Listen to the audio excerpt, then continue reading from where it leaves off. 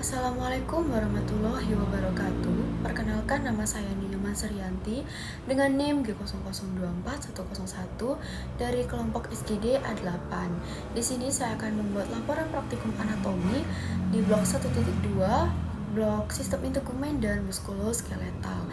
Dengan laporan yang pertama yaitu tentang Daniel adalah seorang siswa SMP. Nah, dia tuh sempat tersusuk paku saat bermain di lapangan dan hanya membilasnya dengan air mengalir. Setelah itu dia mengaku sulit menggerakkan rahangnya dan terasa kaku dan tak bisa membuka mulutnya. Jelaskan tentang anatomi mandibula dan juga fungsinya. Jadi, os mandibula itu adalah tulang rahang bawah yang berfungsi penting dalam kehidupan sehari-hari. Seperti dia berfungsi sebagai mengunyah makanan, terus sebagai berbicara, dan juga tempat dari gigi-gigi manusia. Jadi dia menempatkan gigi itu tetap pada tempatnya gitu. Jadi pada os mandibula itu ada beberapa bangunan penting, yaitu yang pertama pada bagian ramus itu akan terbagi menjadi masing-masing, yaitu yang pertama ada processus coronoideus yang akan dilekati oleh musculus temporalis. Lalu ada juga processus condylaris yang akan bersendi dengan fossa mandibularis osis temporalis dan akan membentuk articulatio temporomandibularis. Lalu ada bangunan penting yang ketiga yaitu ada foramen mentale, yaitu adalah lubang di bagian korpus mandibula yang akan dilewati atau dilalui oleh arteri vena nervus mentalis. Lalu pada tampak lateral itu akan tampak pada ramus mandibulare dan juga korpus mandibulare itu bakalan melekat di angulus mandibula, yaitu tempat melekatnya ligamentum stylomandibulare. Nah, dan juga terlihat processus condylaris dan juga processus coronoideus. Nah, di antara dua itu akan terdapat cekungan, yaitu yang disebut sebagai incisura mandibulae. Di bawah processus condylaris itu juga terdapat leher atau yang disebut sebagai kolum mandibula. Lalu ada di bagian depan mandibula itu ada arcus alveolaris, pars alveolaris, terus ada turoberantia mentalis. Lalu pada tampak posterior dari os mandibula ada beberapa bangunan penting lainnya, yaitu yang pertama ada foramen mandibula yang akan dilalui oleh arteri vena nervus alveolaris inferior. Lalu di depan foramen mandibula akan terdapat linea myohyoidea yang itu akan membentuk satu krista bertingkat sebagai tempat melekatnya musculus myohyoideus. Lalu bangunan penting lainnya yaitu ada arcus alveolaris, terus ada symphysis mandibulae, ada spina mentalis dan juga tuberositas pterygoidea. Selanjutnya yaitu jelaskan penyusun musculus musticatores serta fungsi dan juga inervasinya. Nah, musculus musticatores sendiri itu adalah otot atau musculus yang berfungsi untuk menggerakkan mandibula dan memungkinkan proses pengunyahan. Jadi dia berfungsi untuk mengunyah makanan. Nah, di musculus musticatores sendiri itu ada 4 otot utama penyusunnya, yaitu yang pertama ada musculus masseter, yaitu otot yang bertanggung jawab untuk menutup rahang dan juga memberikan kekuatan saat mengunyah. Itu berkontraksi untuk menaikkan mandibula. Nah, otot masseter ini diinervasi oleh syaraf trigeminal. Yang kedua ada otot temporalis, yaitu membantu dalam mengangkat dan juga menarik kembali mandibula. Ia juga berperan dalam gerakan lateral rahang. Nah, otot temporalis ini juga diinervasi oleh syaraf trigeminal. Otot yang ketiga yaitu otot pterygoideus lateral, yaitu otot ini terlibat dalam membuka rahang dan juga menggerakkan mandibula ke depan serta ke samping. Nah, otot pterygoideus lateral ini juga diinervasi oleh syaraf trigeminal. Nah, Yang keempat itu ada otot pterygoideus medial. Nah, otot ini tuh berfungsi untuk menaikkan dan menggerakkan mandibula ke sisi yang berlawanan serta berperan dalam gerakan mengunyah. Nah, otot yang pterygoideus medialis ini tuh berfungsi diinervasi oleh syaraf trigeminal.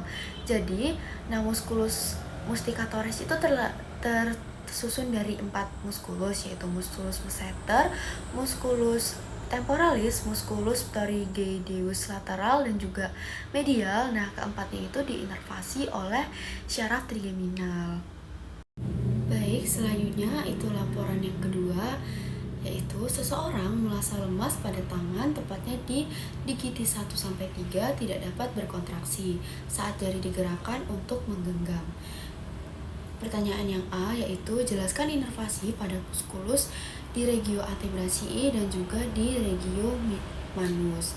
Yang pertama, saya akan menjelaskan muskulus yang ada di regio antebrachii, yaitu ada otot flexor dan juga otot extensor. Yang pertama ada otot flexor, itu terbagi menjadi, yang pertama ada musculus flexor carpi radialis, terus musculus flexor carpi ulnaris, terus musculus flexor digitorum superficialis, dan musculus flexor digitorum profundus. Nah, untuk inervasinya yaitu musculus flexor carpi radialis dan juga musculus flexor digitorum superficialis diinervasi oleh nervus medianus. Sedangkan untuk musculus flexor carpi ulnaris diinervasi oleh nervus ulnaris. Terus yang terakhir itu musculus flexor digitorum profundus diinervasi oleh kedua saraf, yaitu diinervasi oleh nervus medianus untuk bagian lateral dan nervus ulnaris untuk di bagian medialnya. Nah, itu untuk otot di bagian flexor. Nah, selanjutnya ada otot bagian atau otot yang extensor, yaitu yang pertama ada musculus extensor carpi radialis longus dan musculus extensor carpi radialis brevis, musculus extensor carpi ulnaris, dan juga musculus extensor digitorum. Nah, untuk semua muskulus-muskulus yang extensor ini itu diinervasi oleh nervus radialis. Selanjutnya pada regio manus, yaitu ada beberapa otot atau muskulus yang terbagi lagi menjadi 3 bagian, yaitu yang pertama ada otot tenar yang terbagi menjadi musculus abductor pollicis brevis, terus musculus flexor pollicis brevis, dan juga musculus opponent pollicis. Nah, untuk semua otot tenar ini tuh bakalan diinervasi oleh nervus medianus, kecuali caput profundum dari musculus flexor pollicis brevis yang juga akan mendapatkan inervasi nih dari nervus ulnaris. Terus ada otot hipotenar, yaitu terbagi lagi menjadi musculus abductor digiti minimi dan musculus flexor digiti minimi brevis, dan juga musculus opponens digiti minimi. Nah, semua otot di hipotenar itu diinervasi oleh nervus ulnaris. Yang ketiga itu ada otot interossei dan juga lumbilikal yang terbagi menjadi musculus interossei palmar dan dorsal serta musculus lumbikal. Nah, musculus interossei palmar itu akan diinervasi oleh nervus ulnaris, sedangkan musculus lumbikal 1 dan 2 akan diinervasi oleh nervus medianus, sedangkan untuk 3 dan 4 atau musculus lumbilikal 3 dan 4 maksud saya itu akan diinervasi oleh nervus ulnaris, dan juga musculus interossei dorsal itu juga akan diinervasi oleh nervus ulnaris. Selanjutnya adalah anatomi dari regio antebrachium beserta kinesiologinya. Nah, di bagian regio antebrachium itu terdiri dari os ulna dan juga os radius. Yang pertama saya akan membahas dari os ulna terlebih dahulu. Nah, di os ulna itu ada bagian epiphysis proximal ulna yang memiliki bagian yang namanya olecranon. Nah, olecranon itu adalah suatu tonjolan besar yang akan menempati fossa olecrani-Humeri pada saat antebrachium itu dalam posisi ekstensi. Terus ada processus coronoideus, yaitu tonjolan yang berbentuk segitiga itu akan menempati fossa coronoidea Humeri pada saat antebrachiumnya fleksi. Terus ada incisura trochlearis, terus incisura radialis, dan tuberositas ulnae. Terus pada bagian korpus, nah di os ulna itu juga ada korpusnya ya. Jadi di bagian korpus itu ada 3 margo, yaitu margo anterior yang halus, terus ada margo posterior dan juga margo interoseus yang tajam.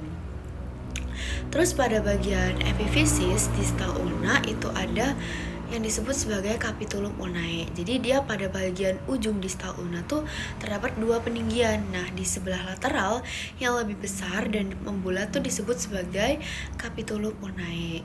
Nah, tonjolan itu mempunyai fascias articularis yang disebut sebagai circumferentia articularis ulnae yang akan bersendi dengan incisura ulnaris radii.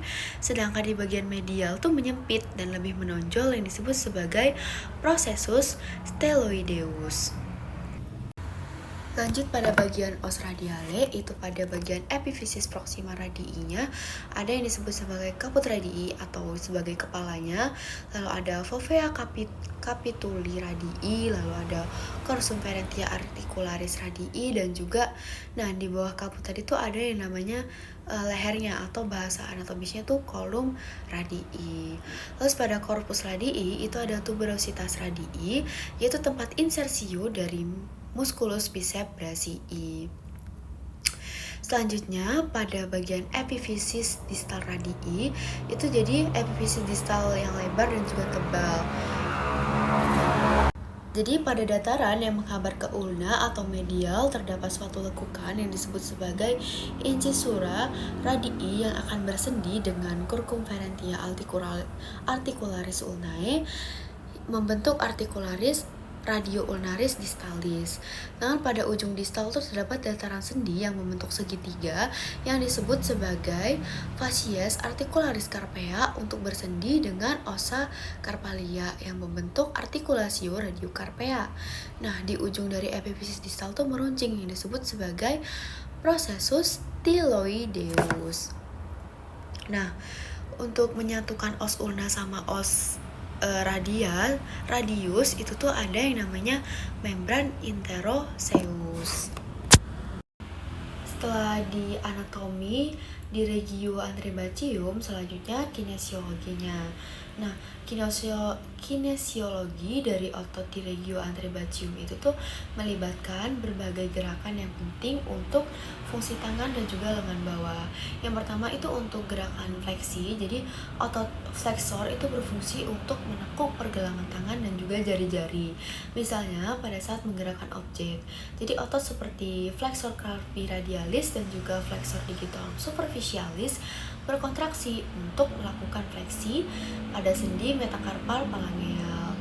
Selanjutnya ada gerakan ekstensi, yaitu otot ekstensor yang berfungsi atau bertanggung jawab untuk meluruskan pergelangan tangan dan jari-jari.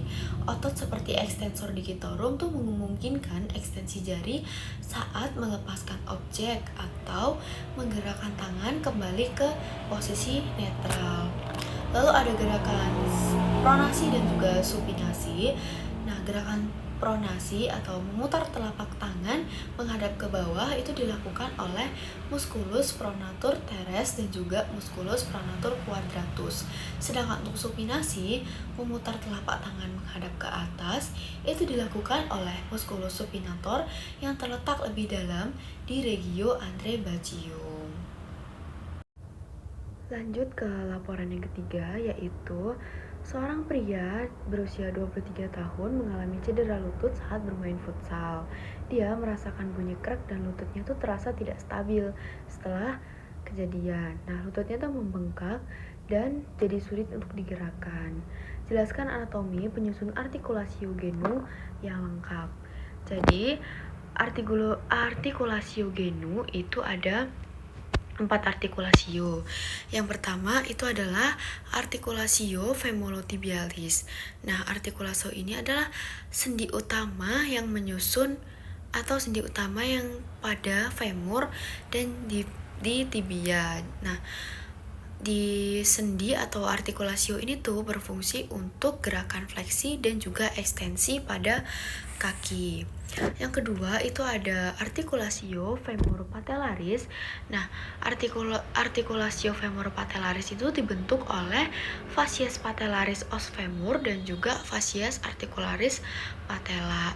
Yang ketiga itu ada artikulasio meniscofemoralis yang dibentuk oleh condylus femoris dan juga meniscus medialis et lateralis. Dan yang keempat itu adalah artikulasio meniscotibialis yang dibentuk oleh condylus tibiale dan juga meniscus medialis et lateralis. Selanjutnya, jelaskan ligamentum yang memperkuat artikulasio genu. Nah, di ligamentum yang memperkuat artikulasio genu itu ada 5, yaitu ada ligamentum kolateral medial, ligamentum kolateral lateral, ligamentum patella, ligamentum cruciatum anterior et posterius, dan ligamentum transversum genum. Yang pertama, saya akan menjelaskan dari ligamentum kolateral medial atau MCL. Nah, ligamentum ini tuh terletak di sisi medial atau di sisi tengahnya sendi lutut. Nah, dia tuh berasal dari medial epicondyle femur dan tuh membujur sampai ke medial condyle tibia. Nah, ligamentum kolateral medial itu berfungsi untuk penghalang gaya valgus atau tekanan dari luar ke dalam yang dapat menyebabkan deformitas atau perubahan bentuk tulang.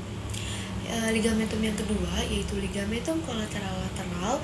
Nah, itu tuh ligamentum ini tuh berperan penting dalam menjaga stabilitas sendi lutut. Nah, ligamentum ini tuh berasal dari epicondyle lateral femoris dan melekat pada tibia atau di kaput maksud saya. Jadi di kaput si tibianya. Nah, yang ketiga itu ada ligamentum patella. Nah, ligamentum patella ini adalah kelanjutan atau dia tuh kelanjutan dari tendon quadriceps yang melekat pada bagian atas patella. Nah, ligamentum ini tuh menghubungkan apex patella ke tuberositasnya tibia, yaitu tonjolan pada tibianya. Nah, ligamentum patella ini tuh berfungsi untuk menjaga posisi patella tuh dan untuk menstabilkan sendi lutut selama gerakan. Jadi dia tuh menjaga posisi patella tuh tetap stabil dan untuk menstabilkan sendi lutut tuh selama sendinya tuh melakukan pergerakan gitu. Ligamentum yang keempat yaitu ligamentum cruciatum anterius et posterius. Nah, dia ini ada 2 ligamentum, yaitu ligamentum cruatium anterius itu disebut sebagai ACL. Nah, ACL ini tuh terletak di bagian tengah sendi lututnya, membentuk sudut diagonal antara femur dan juga tibia. Nah, itu berasal dari intercondylaris anterior tibia dan melekat pada condylus femoris medial yang berfungsi untuk mencegah tibia itu tergelincir ke depan relatif terhadap si femur. Dan yang kedua itu ada ligamentum cruciatum posterius yang disebut sebagai PCL. Nah, PCL itu terletak di belakang si ACL dalam sendi lutut yang juga membentuk sudut diagonal tetapi berlawanan arah dari si ACL tadi. Nah, ini PCL ini berasal dari intercondylaris posterior tibia dan melekat pada condylus femoris lateral yang berfungsi untuk tibia tergelincir ke belakang relatif terhadap femur. Lanjut ke ligamentum terakhir di artikulasi genu, yaitu ligamentum transversum genu. Nah, transversum genu itu menghubungkan dua meniskus, yaitu bagian medial dan juga lateral. Nah, ligamentum transversum genu itu terletak di antara anterior sendi lutut, yaitu menghubungkan anterior konteks margin dari meniskus lateral ke anterior meniskus medial. Nah, fungsi dari ligamentum transversum genu tuh berfungsi untuk menjaga posisi anterior dari kedua meniskus saat lutut tuh bergerak. Jadi, ketika lutut tuh posisi ekstensi, ligamentum ini tuh bakalan mencegah pergerakan anterior dari ujung anterior meniskus sehingga melindungi meniskus dari tekanan yang berlebihan. Lanjut ke yang terakhir, yaitu anatomi dari os femur. Nah, os femur ini terbagi menjadi 3 bagian, yaitu ada epifisis proximal, diafisis, dan juga epifisis distalis. Nah, femur kan ada bagian anterior dan juga posterior, yang akan menyebutkan bagian-bagian dari anterior terlebih dahulu. Nah, pada bagian epifisis proximal, pada bagian anterior femur itu ada caput femoris, fovea capitis femoris, column femoris, fossa trochanterica, terus trochanter mayor, trochanter minor, dan juga linea intertrochanterica. Sedangkan pada bagian diafisis hanya ada satu bagian, yaitu bagian corpus femorisnya. Untuk bagian epifisis distalis itu ada 3 bagian, yaitu epicondylus lateralis, fascias patellaris, dan juga epicondylus medialis. Sedangkan pada bagian posterior itu yang pertama, pada bagian epifisis proximal itu ada bagian yang namanya trochanter mayor, terus tuberculum quadratum, fossa thoracenterica, terus trochanter minor, dan linea pectinea. Sedangkan bagian diafisis ada bagian trochanter minor, terus tuberositas glutea itu sebagai melekatnya si musculus glutea di femur. Terus ada linea aspera, terus linea supracondylaris medialis, terus linea supracondylaris lateralis, dan juga fascies poplitea. Dan yang terakhir itu bagian dari epifisis distalis di bagian femur. Bagian posterior itu ada 3 bagian, yaitu ada condylus medialis, fossa intercondylaris, dan juga condylus lateralis. Mungkin sekian video laporan praktikum dari saya. Terima kasih sudah menyaksikan.